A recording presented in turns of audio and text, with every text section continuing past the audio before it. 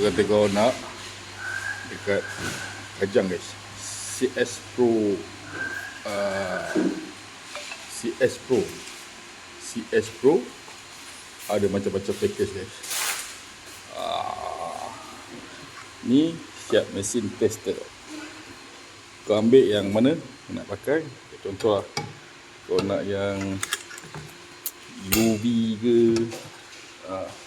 99 IR94 ke, yang ni kau test kat sini.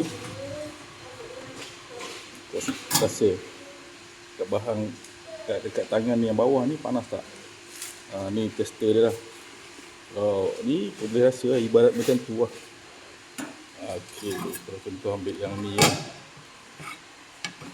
Ceramic Ultra HD UV 99 IR94. Terusnya tak dia rasa lah beza dia. Okay, ni device tester.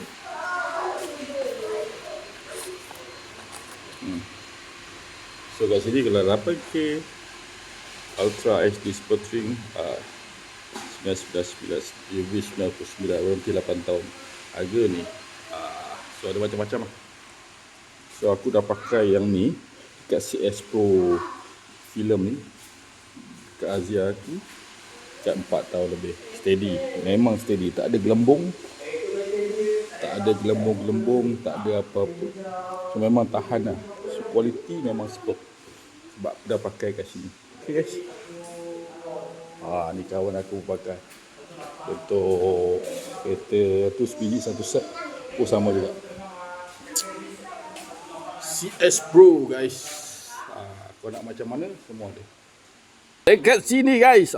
CS Pro window dekat Bandar Tech guys, dekat Bandar Tech Kajang. Kalau kata nak kau cari lah. Sebelum ni aku dah buat video 4 tahun lepas, tahun 2022 bulan 4. So dia terkejut bila aku datang kat sini selepas 4 tahun, tapi untuk kereta lain lah. Itu je lah.